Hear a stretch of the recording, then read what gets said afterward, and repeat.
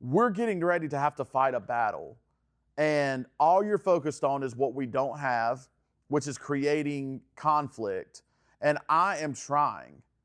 Like, don't you think if I could have gotten you water, I would have by now?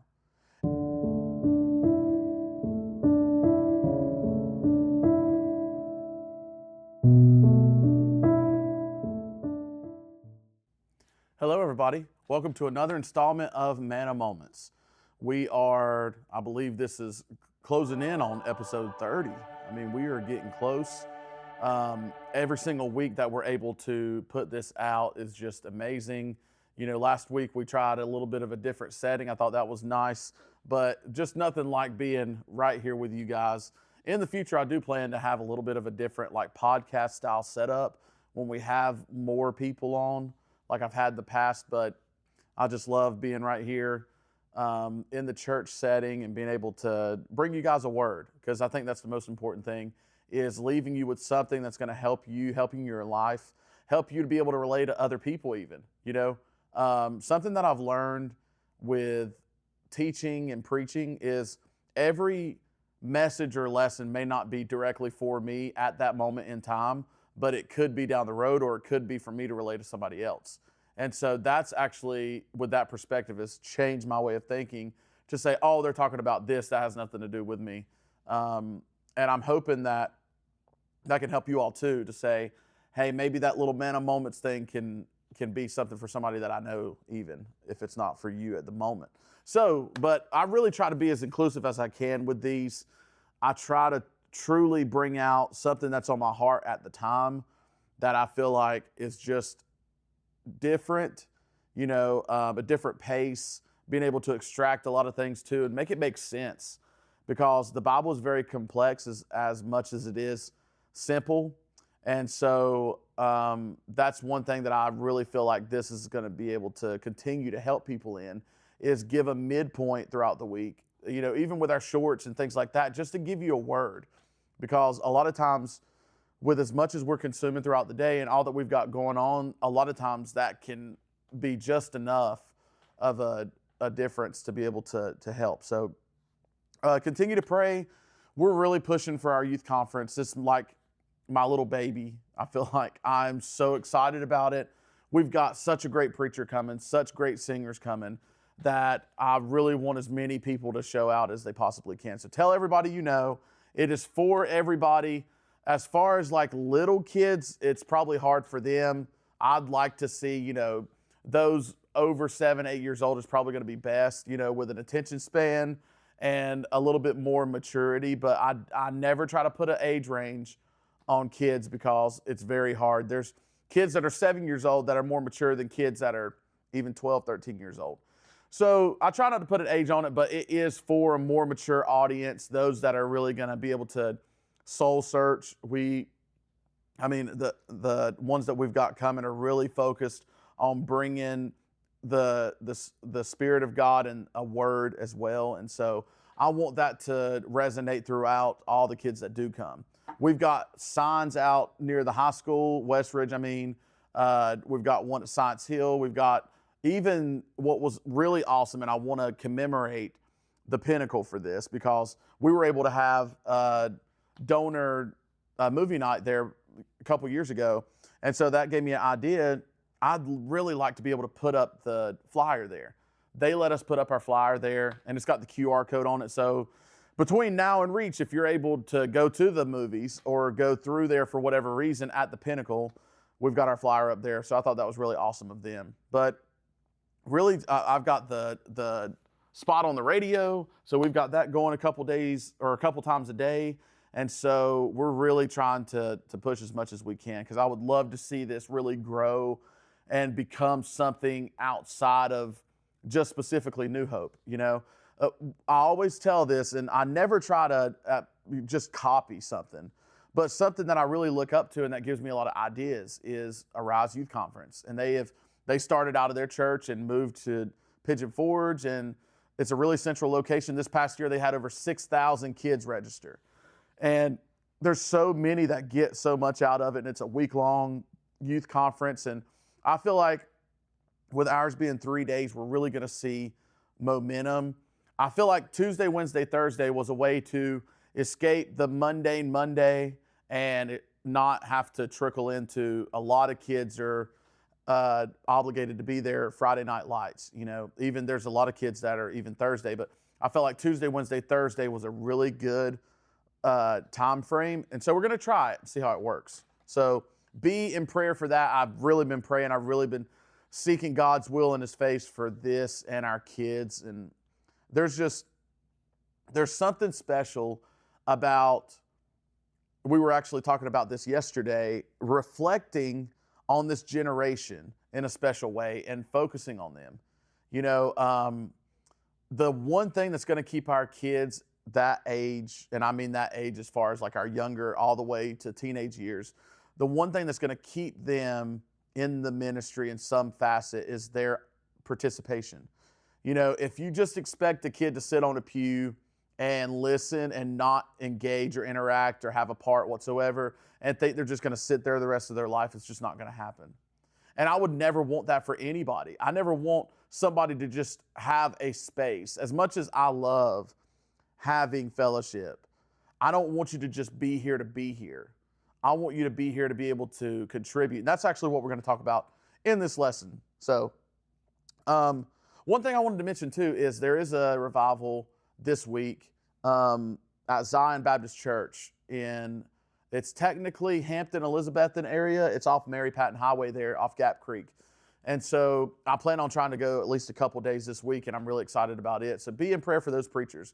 There's Kenny Baldwin, I think C.T. Townsend, and Tyler Gaulden are at the end of the week that we're going to hear. Brother Ralph Sexton Jr. is going to be there.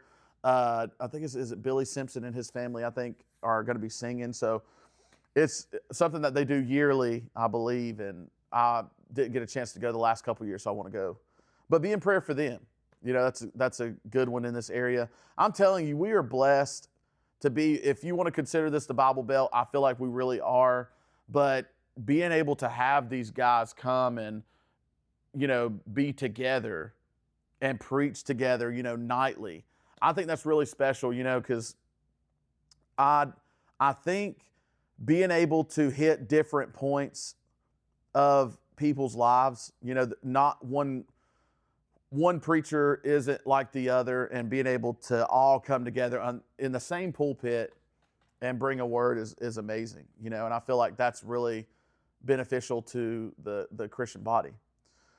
So, what do you know about chiding is my first question. Chiding, and the real title of this lesson is Chiding and Dividing.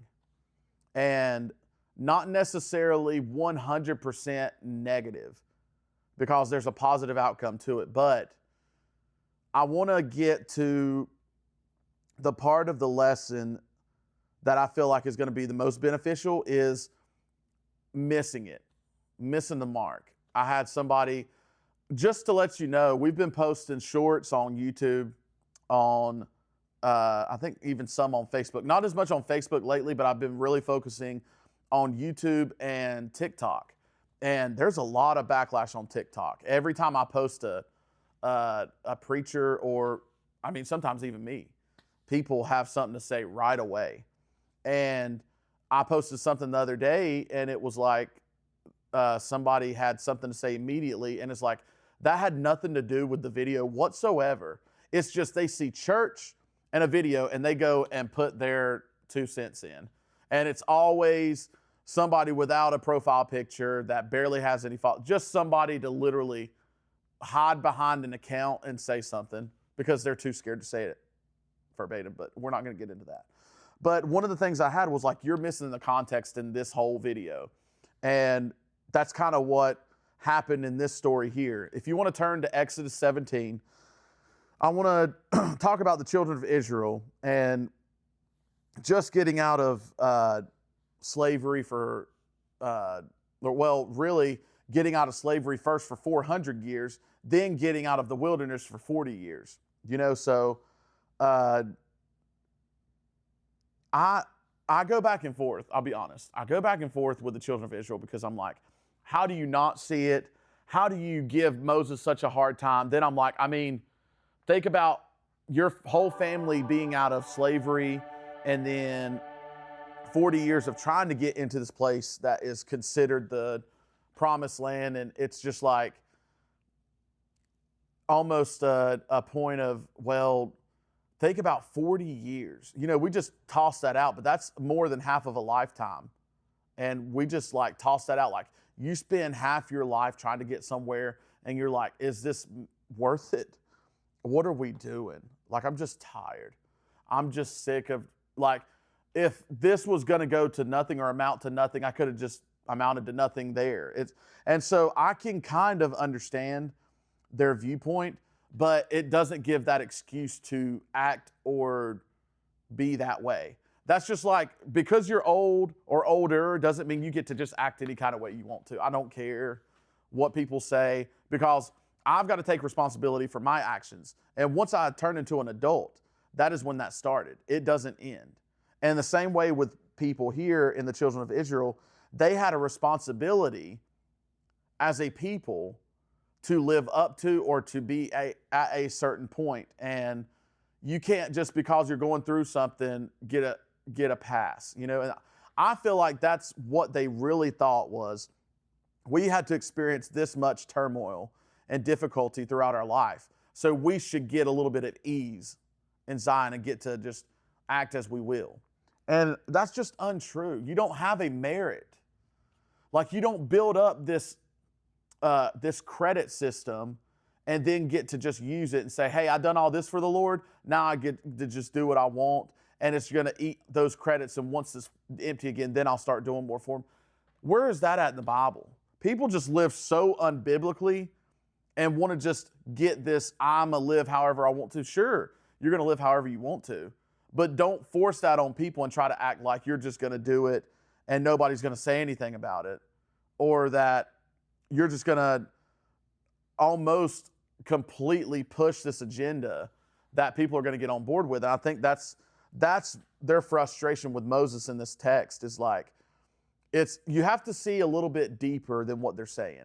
That's what I tell our kids all the time when we're teaching out of the Old Testament. Look deeper than just exactly what's going on. Look to like where it applies spiritually, where it's the frustration and the motive in which they're saying it and what's happening in the context.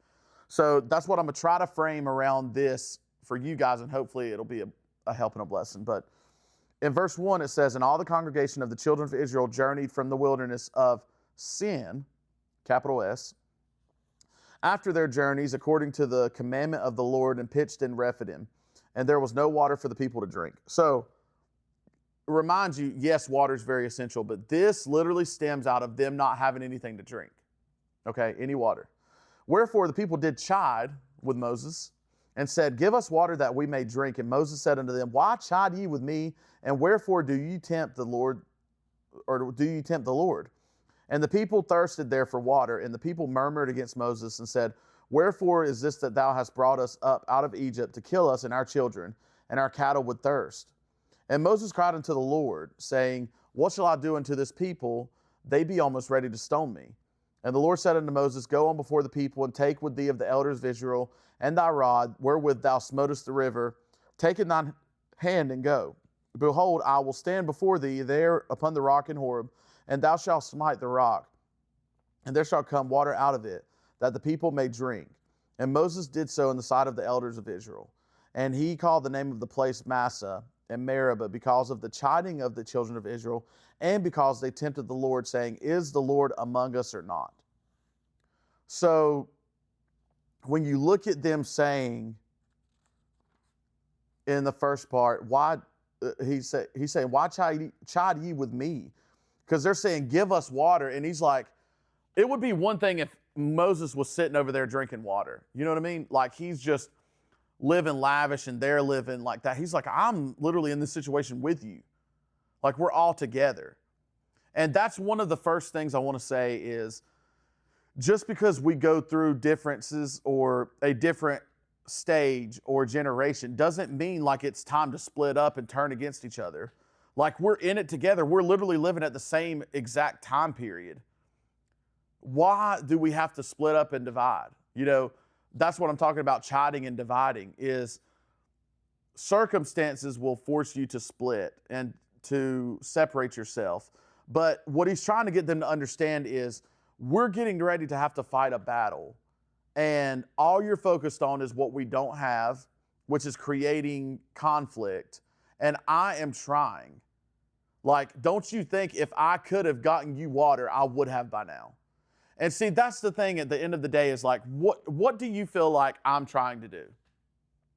Because even here it says, is the Lord among us or not? That they literally called this place Massa and Meribah because of that.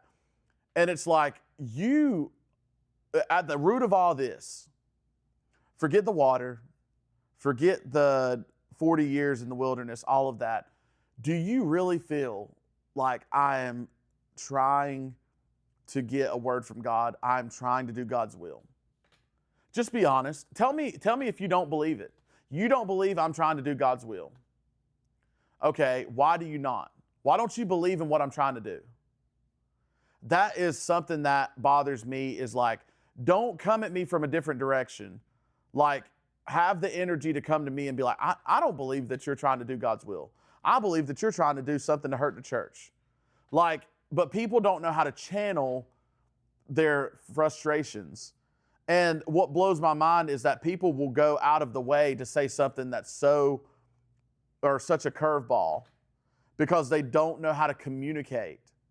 See, and I promise I'm not hating on the older generation, but the older generation never learned how to truly communicate their feelings or truly communicate what they're experiencing right now. It's just like, and I understand, it's suck it up and forget it. We don't have time to discuss this. And I watched a gentleman last night. It was like a 20-minute video. And he basically was talking about his stint in Vietnam War. And he said, my experience in the Vietnam War was watching my best friends die one by one. He said it was like my buddy over here. And I mean, like over years' time, just instances in which he saw it happen over and over and over.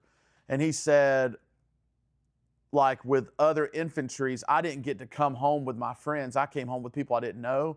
And I didn't get the opportunity to sit down and express what happened. I just had to live with it. And he said that living with it is what basically changed him for the worst, you know?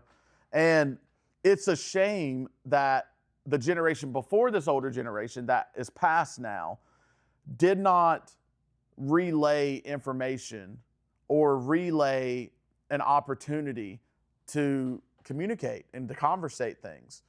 And I'll be honest, growing up, I didn't have that. We didn't discuss, we didn't communicate, we didn't conversate about things. You did it because I told you to do it, and you don't ask questions. That's the way I was brought up. I did not question or combat things or anything. So I, as my early adulthood, really had to learn some things in the way to communicate. I didn't know how to face confrontation. I didn't know how to deal with someone with a different mind as mine. I didn't know how to deal with people in general. And I learned it though. And I'm not saying I'm the master at communications and all this stuff, but I was forced into a corner to say, either you're going to deal with people in the correct way, or you're going to have to find something else, or just sit in a closet all day. So I figured out, okay, I've got to do it. I've got to have harsh conversations. I've got to have confrontation. I've got to have this to experience it, to know what to do. And were there tough times? Yes. There were some times I got absolutely cussed up and down. I didn't know how to diffuse it. I didn't know what to do. And those times happen often enough to where I finally figured it out. So I am comfortable now to diffuse obstacles that might arise within a conversation. I am okay with having a difference of opinion with someone and us walking away the same way we came. Is that frustrating? Yes. I would love to be able to sit down with somebody and give them logic and give them truth and walk away and them have their mind completely changed, but that's not reality.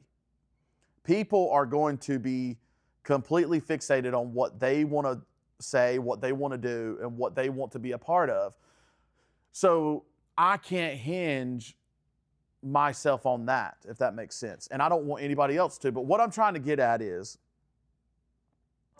especially with the children of Israel here, like, God proved himself so many times. Moses was a part of that so many times. And you saw it, and it's just like almost in an expecting way. So what I would like to do, especially in the time period that we're in, is just be honest. Be honest. And that's the one thing you can accredit the children of Israel, is at least they voiced their opinions. At least they told exactly how they felt.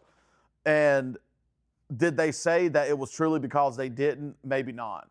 Maybe they didn't channel it the right way, or they didn't come across accurately, but at least they're voicing their frustrations. That's a start, because you're clearly not okay with what we're going through right now, or you're clearly not okay with changes. You're clearly not okay with difficulties within these changes. See, the thing that people don't understand is success isn't completely immediate all the time. Just because there's going to be a successful route doesn't mean like, okay, once I make a change, it happens immediately. Then that gives me the notion to move forward. That's not how things work sometimes. Sometimes God is in something and he wants to make a change, and he wants to present something that we haven't done here before, or that and there has to be failure first to learn, to make it better. See, and that is another thing, is just the allowance of failure. Let failure occur some. Have some, discrepancies. It's okay. If God, and see, that's the thing at the end of the day, if God truly wants it to happen and I'm following God's leadership, and you believe that I am, and don't believe I'm just trying to ruin the church and throw it all in the trash, then we can come together in unity and say, I believe in grace, I believe in mercy, and I believe there are going to be times where it doesn't happen A-okay. And that is, something that I feel like New Hope is about, is saying it doesn't have to be perfect right off the get-go. We're still going to back you. We're still going to support you. The back to school giveaway was wonderful, don't get me wrong, but it was not what I wanted it to be in the full scope of things. It started out great, and I thought the momentum was going to carry. And it was, for the first time, yes. And I have to give myself, I'm my harshest critic. So I think that is another thing with giving somebody a little bit of grace, is like, I already have had this conversation with myself 10 times before you come to me. Like, I've already kicked myself while I'm down. And we're talking about with sports and things like that. Braden's team had a game the other day, and they just got throttled. Now, the score wasn't that bad. It was like 46-35. But there was a lot of missed opportunities for the other team, But to sit down and just absolutely scold that team would be like, dude, we already know that we screwed up. What you have to do is show, like, what were you thinking here? And that's why we started actually taking, like, video and showing, like, what were you thinking when this happened? What could you do differently? What are you going to try to do? And so work on those missed opportunities to critique those, instead of just being like absolutely scolding them for it and not showing them what to do. See, a lot of times we just want to voice our frustrations and walk away and not get to a solution. It's like, okay, the children of Israel here are like, oh, we want water. Well, how do we get water? Instead of just showing me that you're aggravated and wanting to die right now, how do you feel like we could get water? What's the most logical solution to a spiritual drought? And see, that's where a lot of people don't understand it either, is logically speaking, spiritually, we need to all, what's going to make a change? We need to all be together. What's going to make a difference? We need to all be in the same accord and toss everything to the side and be about the Father's business. What's going to get us there quicker? Is it going to be chiding and dividing, or is it going to be being on the same page? So let me finish this up. I got just a couple more minutes. I'll let you go. But let's finish starting in verse 9. And Moses said unto Joshua, choose us out men and go out, fight with Amalek. Tomorrow I will stand on the top of the hill with the rod of God in mine hand. So Joshua did as Moses had said to him and fought with Amalek. And Moses, Aaron, and Hur went up to the top of the hill. And it came to pass when Moses held up his hand that Israel prevailed. When he let down his hand, Amalek prevailed. But Moses' hands were heavy. And they took a stone and put it under him, and he sat thereon. And Aaron and Hur stayed up his hands, the one on the one side and the other on the other side. And his hands were steady until the going down of the sun. And it goes on finishing up about taking care of Amalek. But he couldn't do it on his own. And what Moses was trying to get through to the children of Israel was, I am fully submitting myself to God. I'm giving everything I can. And I think that moment needed to happen because basically he was putting his whole life on the line to say, I am not against you. I'm completely for you. I want to see your best days ahead. I want to see God truly move in a mighty way. But I can't do it alone. I can't do it on. I have tried. I have put everything into this, and it just is gotten to the end of my rope. And that's what he's saying here is I've put as much effort as I possibly can out there. And so that's what they had to come together. And now Dave McCauley is the owner of Summit Leadership, one of the greatest men in the area. I mean, if you listen to his story of success, it will blow your mind. And I mean, great man of God. And he's one of our partners with WCQR too. But like everything that he has done, and I don't mean to glorify somebody, but I mean, everything he just about does turns to gold, you know? And we were there with Coffee and Connections the other day, and he's talking about the reason in which they created Summit Leadership. And it's a way to connect businesses, organizations, and churches together under the same umbrella, under the same roof, with the forefront of the ministry in mind. And there's nothing like it in the area. Nothing like it. And he was talking about how they created it is really from this story. Was Moses had gotten as far as he could on his own. He needed help. He needed brothers to come and steady that rod. And what he mentioned that really stuck out to me was, this is the same rod. If you'll look actually in the first part of it, that's what the Lord says. After he cried unto the Lord, I was actually on the page. It said, and the Lord said unto Moses, go on before the people and take with thee of the elders of Israel and thy rod wherewith thou smotest the river. Man, he said, that same rod that you used to part the Red Sea, the same one that you've carried with you this whole time. And I thought about like that rod and how special it was to Moses to see God work through it. And trust me, if you dropped the rod on the ground and it turned into a snake, and then you picked it back up and it turned back, and you know God did it, you would never let go of that bad boy. I wouldn't. I'd have that thing signed, engraved, like nobody's touching this thing. I'm never getting rid of it. And I never thought about like what that rod truly meant to Moses and how special it was to him. And I think about, you know, what is our rod? And in this lesson about our spiritual rod and what it could be, you know, ways in which we've been a part of it, you know. These people that are mentioned in this text were there. They saw the Red Sea parted. I think Aaron Boland mentioned it in our Manna Moments. Like, we were there. We might have been kids. We might have been little, but we were there when we saw God move in a mighty way. And I think a lot of older generations forget that. Like, man, I wish it was like it was, and God was really just brooding upon the congregation. We were a part of that congregation. I remember fellowship meetings. I remember preachers' meetings where the Holy Spirit was moving. Camps, I mean, you name it, where I was a part of that. But just speaking out frustration isn't going to get anywhere.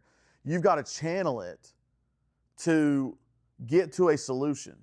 That's just like preaching on hell. I mean, obviously, hell is a real entity and a real thing, but just telling somebody they're going to hell and not telling them how to not go there is not helping them.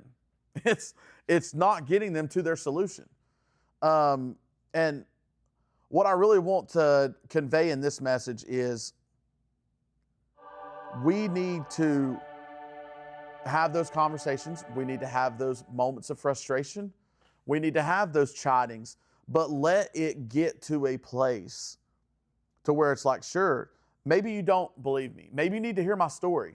Maybe you need to hear why I'm doing this. Maybe we need to have a sit down. But don't voice the frustration and then not want to do that, right? If you are aggravated with the way things are, or even want to orchestrate a divide, first sit down and go to your brother. That's what the Bible talks about. If you've got an ought with your brother, go to them first. Then if they don't want to go to you, then you bring the preacher into it. And then if they don't want to do that, then that's what it's trying to get you to understand is like showing that it's not on your shoulders. You're doing everything on your part to try to resolve the conflict, and they're not. And that's what the Bible is trying to get to. But I want to read just a couple scriptures. I promise I'll be done. Ecclesiastes 4 talks about 2 are better than 1 because they have a good reward for their labor. For if they fall, the one will lift up his fellow. But woe to him that is alone when he falleth, for he hath not another to help him up. And I thought about, what if Moses was just all on his own? And I go back to that burning bush, and it's like, that's what God saw. God saw there would be a point in which Moses would need Aaron. And now even in the text, he needed her. He needed those men to come up and the elders to help sustain him. But it wasn't happening right then. He had to get them to a point where it was like, okay, boys, y'all know I've tried to make it to where you didn't have to, but you're going to have to help me now. And there might be some things that we're able to do on our own, but to grow it and to magnify it, I think about back to our vacation Bible school. What my mind thinks is like, I'm good at instituting things, but I need help growing that. I need help magnifying that, because my thoughts and aspirations for things are so big. But it's like, I know how to get things started and I have a great idea, but I've got to have help growing this thing. I've got to have help getting it to a magnitude. I've got to have connections. I've got to have people that will be a part of it to really grow. Now, something that I struggle with is letting go a little bit. When I institute something, just like I said, Reach is my baby, Reach Youth Conference. But it's not to say it's all about me. I'm just saying that it comes to a point where I have to depend on others to say, yeah, that's fine for you to do that. Yeah, that's fine. Because timing cuts into certain things, just like with the back to school giveaway, we had to get people down there with the bags and the food. And it's like, I just don't want to take up people's time, because to be honest, there are certain people that'll be like, yeah, I'll help. And then when they do, they'll be like, well, geez, I didn't know you needed that much. Or, voice of frustration. I'm like, I'm trying to avoid that. But at the same time, you've got to equip people and you've got to put people in the right situations, right? Bear ye one another's burdens and so fulfill the law of Christ. And that's what I thought about here. One final story is the story of the silent teacher. A college professor once walked into his classroom carrying a large glass of water. Everybody thought, here goes the half full, half empty glass story or trick or lesson, whatever you want to call it. Instead, he just stood there silent, holding the glass at arm's length, out like this. At first, the students laughed. Then they got quiet. He never said a word, but his facial expression shifted. At first calm, then straining, then wincing, as the weight of the glass began to show. After several minutes, without speaking, he slowly lowered the glass, shook his arm, and smiled. Finally, he asked, how heavy was the glass? Students guessed different weights, but then the professor explained, It didn't matter how heavy it was. What mattered was how long I held it. The longer I held it, the heavier it felt. His body language told the story long before his words did. Our stresses and burdens feel light at first, but the longer we hold on to them alone, the heavier they become. His strained arm and expression communicated more than a lecture ever could. And what this really spoke to me about Moses was he needed it to be arm's length above. And there's only a certain amount of time I can hold that. But it did not matter about the staff.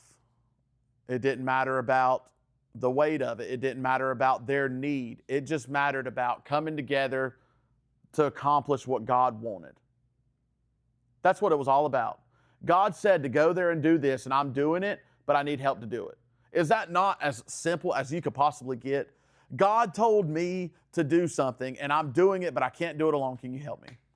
I mean, that's the whole essence of this lesson, is if people are truly honoring God and wanting to do what He wants, we just got to help them. I will jump in and help. We don't have to, and that's the thing is, you don't have to know everything. You don't have to know the ins and outs of every single thing, or what are you trying to do here? Maybe just jump in and help. Hey, I've got to move this from here to here. Will you help me get it there? And I'll tell you why later. Like that. Sometimes that's what we need is to, and that's the thing about God is God doesn't have to explain Himself all up front. You'll figure it out as you go. Like we have this thing where I have to believe first and then act on God. God wants us to act first, then believe and understand, right? One thing I thought was really unique too at the end of this lesson was this verse. And I was like, man, I have clearly overlooked this. But in Proverbs 6:13, I had it here, and then I flipped through. It says, He winketh, in verse 13, with His eyes. He speaketh with His feet. He teacheth with His fingers. And I was thinking about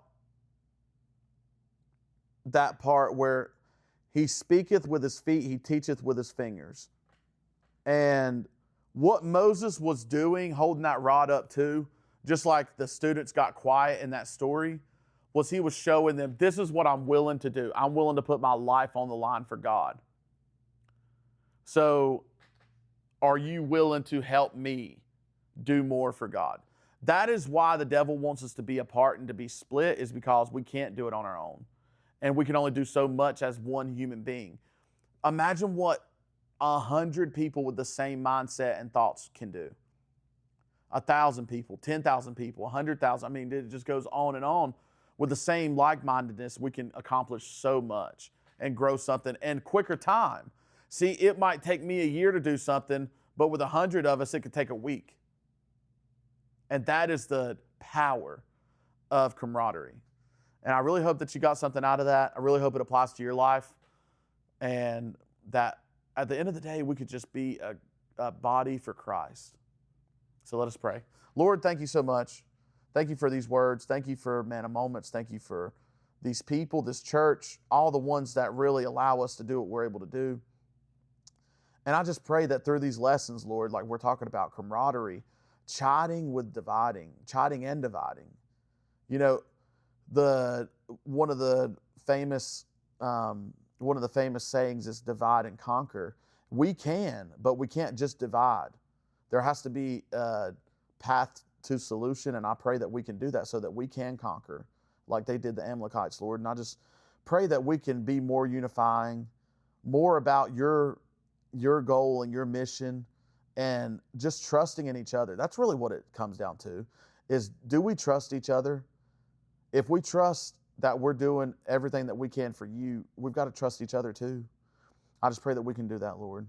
Just pray for all these things coming up with the conference and these revivals that we've got, kids going back to school, their safety, the list goes on, Lord. I just pray that we can remember all these. In Jesus' name, amen.